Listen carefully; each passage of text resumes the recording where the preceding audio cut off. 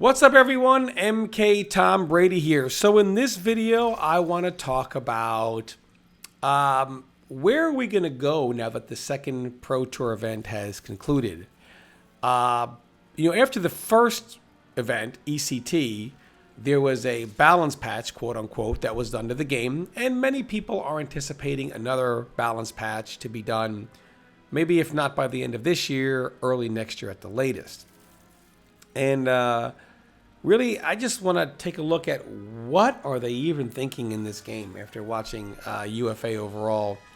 I saw a video by JSF. I want to play a clip for you guys. I'm going to put a link to his channel in the description of this video. Definitely check out his stuff. He's got a lot of really good and insightful videos. Let me go ahead and play the clip, and then we're going to come back and kind of talk about some of these points. So everybody who's playing Raiden Cyrax, Brock Cyrax, Scorpion Cyrax, they just found another assist that could do the same thing that Cyrax did, because you took Cyrax out of the game. If you think taking a character off the select screen is ever good for that long-term health of the game, you're an idiot. Like, that's never good. Like, I don't care how broken a character is. Removing them from the game when they're already in, like, it's just less content, right? So it's always going to be a negative thing. It's always going to be an issue. Now the problem is people aren't going to just stop playing the game that way. They're going to do whatever they can to find a way to play the game the same way, even if it's not as strong. There's nothing in the game that's as strong and consistent as Cyrax was, but now we have Raiden Kano, where Raiden players pick Kano and do the same thing. We have Scorpion Striker, like in UFA, for example, right? That tournament just passed. You said Tekken Master won with Baraka Striker. I believe it was Baraka Striker, right? Now you can pick, you can pick Striker and do a lot of the same shit that you were doing with Cyrax. So it's like, you didn't even get rid of it, right? It's just, people have to think about it a little bit more. There was, Javier made top 8 with Scorpion Striker, playing very similarly to how you played it with Scorpion Cyrax. Very similarly, if not exactly the same, right? Then you have people playing Baraka Striker. Then you have people playing Raiden Kano. And they're all playing the exact same way that they played when Cyrax assist was in the game. And you could argue that, oh, it's better. At least it's 2 assists instead of 1. But it's the exact same playstyle, bro. Nothing changed. You made it a tiny bit worse. And then you took 1 cameo completely out of the game. So if you like Cyrax, LOL, fuck you. But the people who like playing that way that you wanted to get rid of, they're still able to do it in the game. It's not gone. Okay, so before I even get to the Cyrax stuff, I just want to address something that really goes hand in hand with a lot of those points. Raiko. So after East Coast Throwdown, NetherRealm decided the interaction between Darius and Raiko, they did a little too much damage in their design philosophy. So they said, okay, we're going to scale down the damage that those two do together off of his command throw. So they did. But then they introduced the Tremor cameo, which not only does maybe 3 or 4% less damage, so it does almost the same damage, but because he comes back twice as fast, you can actually do it twice as much. So in reality, it's a massive damage increase. So on one hand, according to their quote-unquote balance patch, they said this shouldn't be allowed.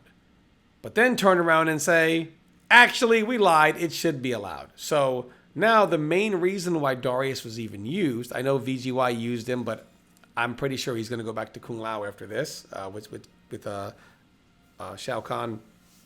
Or he may even go to Tremor.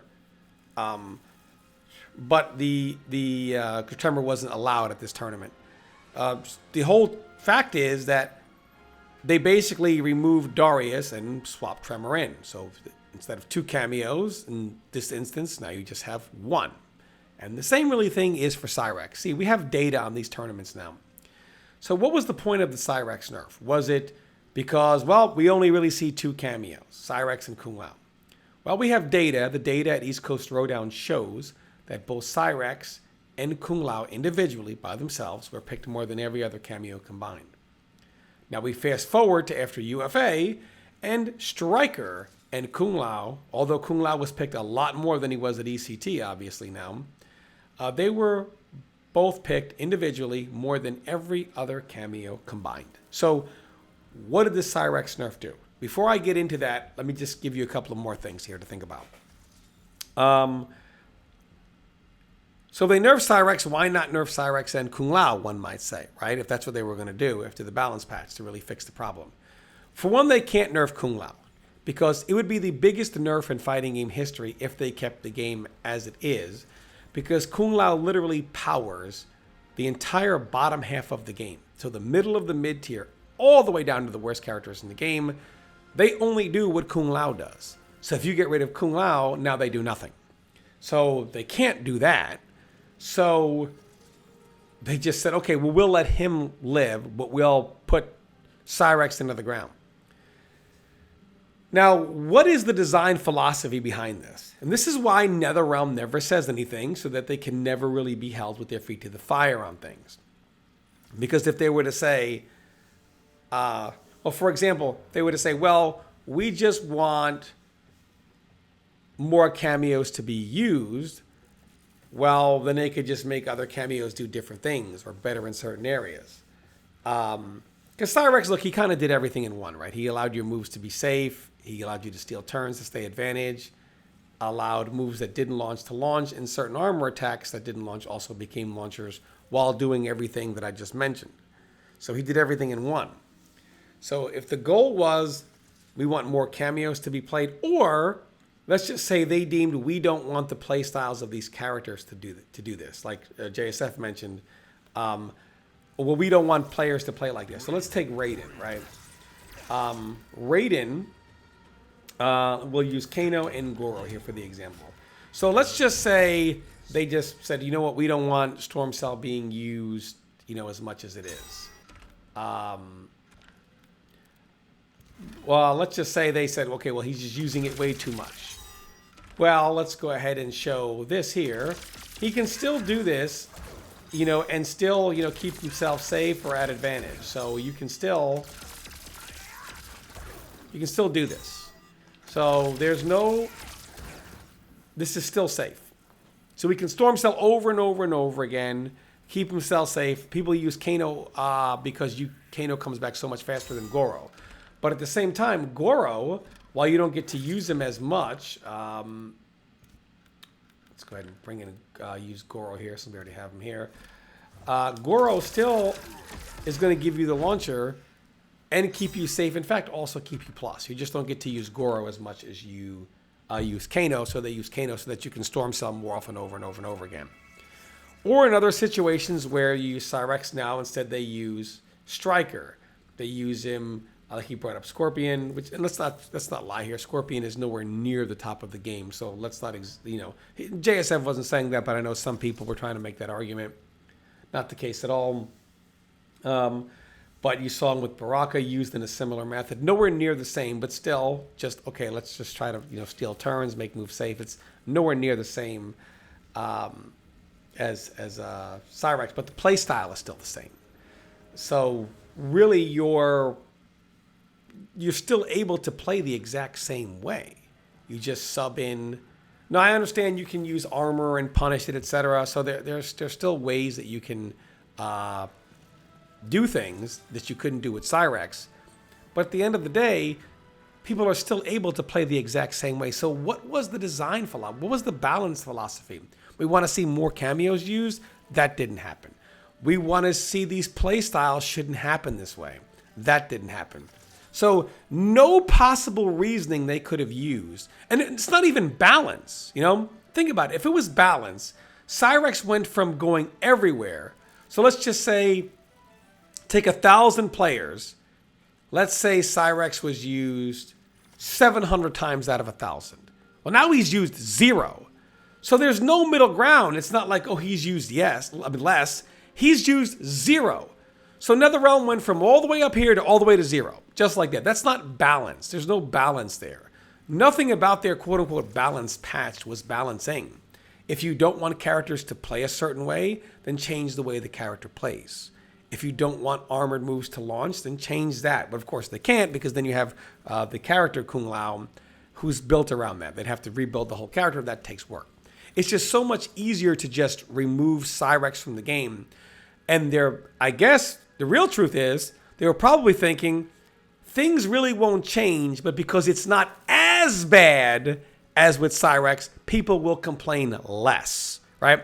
So everything that characters were doing because of Cyrex, they'll still do. It just won't be as bad, so people won't complain as much. It was a quick Band-Aid. And I just say, why even Band-Aid and never come back and take the Band-Aid off and actually treat the wound? That is the game called Mortal Kombat 1. It's just like if you couldn't actually fix, I don't know what they were trying to do, but if you couldn't achieve it right now, then just leave it as it is until you can actually do a real balance patch. To just remove Cyrex I don't know what they were trying to do, but the numbers show it didn't happen. The only thing it did was, because it's not, I guess, as bad as far as people complaining about it, that's all they were looking for. So it was more of a PR move than actually caring about the players who have to play the game. And going forward, what are they going to do? They don't tell us anything. They don't discuss their design philosophies. They don't say, hey, we want to do this, this, this, and this. We're looking for characters to play a certain way. We're not achieving that. We're looking for a certain balance with cameos or character. I mean, they don't share any of their ideas with us. They don't talk to us. So, who knows? Again, nerfing is never the answer. Whenever you start nerfing, and Cyrex is proof of that. Whenever you start nerfing, it just becomes, what's the next thing I can do to keep doing what I'm doing? You're never going to get that out of the game. And then if Raiden, he's a storm cell machine, right? For example, Johnny Cage is a pressure machine, for example, all these other things that happen. These things are all fine. But then if you take all the cameos and nerf them into the ground, well, then you're nerfing the characters hard, because then they can't do what they were doing. Especially if you nerf the characters and the cameos, then you really have it's always going to be next. Eventually, they'll still, even if you nerfed Raiden, if you nerf Johnny Cage, if you nerf all these characters, people or whatever that NetherRealm could possibly nerf. If you nerf all these cameos, you nerf Stryker, you nerf Kung Lao, or all these cameos, they're still going to end up being a cameo and a character that is just that much better, and that's just going to be what happens. You're only lessening the options that can be picked. You're not widening them. You're just shifting the problem to something else. The real answer is, what I would do is, I honestly would nerf nothing, because the game really hasn't developed enough for me to say anything is a prospective problem right now, a possible problem. What I would do is just power creep from the bottom up to the middle of the mid-tier, power creep them up. You could touch some of the cameos as well. Like, what's the point of Sonya? She should be about her ring toss. Sonya giving armored moves, launchers, whatever. Goro already does that. You don't need Sonya for that. Maybe change a few of the cameos. Make some of the characters actually do something besides hard to blockables with Kung Lao.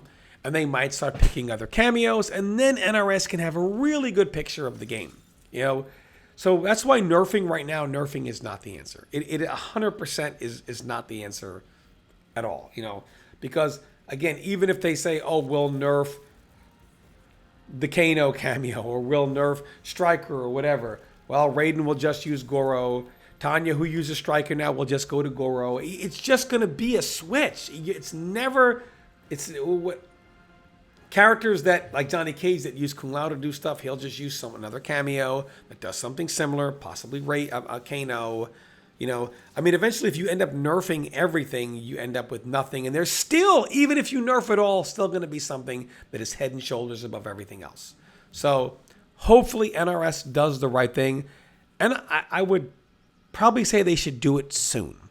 But we'll see. We're all waiting for that eventual patch. And, hopefully, I'm hopeful for the best. I'm hopeful that they really understand the problem. I really want to, you have to understand, I want nothing more than to praise this game and to praise this studio, and say, yes, that's what you understand. You don't understand. People that you guys call NRS haters, quote unquote, We want nothing more than to say, yes, excellent job, great job. This is amazing. That's what we really want. We just have to wait and see. Thanks for watching. Stay tuned for more content. Hopefully within the next couple of weeks here, there'll be a patch for us to review, and hopefully it puts MK1 where we all know it can be.